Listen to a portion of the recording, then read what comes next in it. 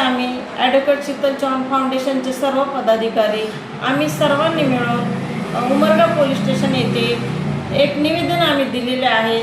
ते निवेदन म्हणजे उमरगा शहरात व तालुक्यामध्ये वारंवार मुलींना छेडछाडीचे प्रकार होत आहेत। अल्पवयीन मुलींच्या सुरक्षिततेचा प्रश्न गंभीर बनत चालल्याच्या पार्श्वभूमीवर आम्ही हे फाउंडेशनच्या वतीने निवेदन दिले।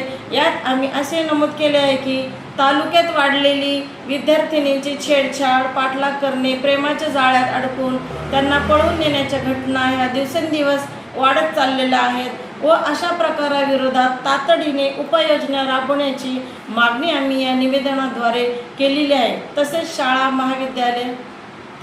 महाविद्यालय कोचिंग क्लासेसच्या परिसरात जे टपोरी मुलांचे घोळके हे करून मुलींना घुरून बघणे, छेडछाड करणे, शिट्टी वाजवणे, गाड्यांचे हॉर्न जोरजोरात वाजवणे तसेच त्यांचा पाठलाग करणे ह्या घटना सातत्याने घडत आहेत।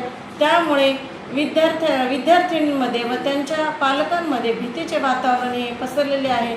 यामुळे असंही वाटत आहे की कुठेतरी मुलींच्या या शाळा किंवा क्लासेस ट्युशन्स बंद केल्या जातील का, म्हणून विद्यार्थिनीमध्ये पण ह्या घटनेमुळे सर्व परिसरात एक भीती किंवा दहशत आहे।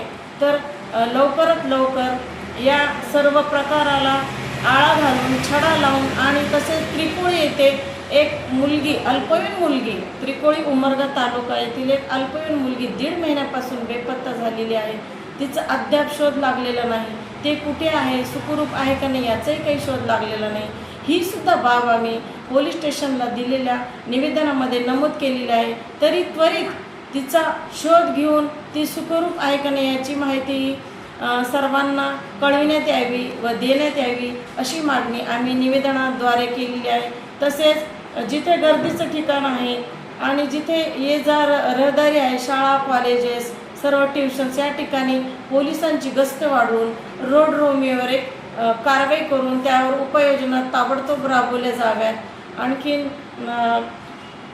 छेडछाड, स्टॉकिंग वापरण्याच्या प्रकरणामध्ये पोक्सो कायदा अंतर्गत कठोर कारवाई करण्यात यावी अशी पण मागणी आम्ही आमच्या निवेदनामध्ये नमूद केलेली आहे। तरी या सर्व पोलीस स्टेशन जे सर्व अधिकारी यांना मी फाउंडेशनच्या अंतर्गत एक विनंती करते की आपण महिलांचा आणि विद्यार्थिनींच्या सुरक्षिततेबाबत योग्य ती दखल घेऊन ताबडतोब उपाययोजना अंमलात आणावी।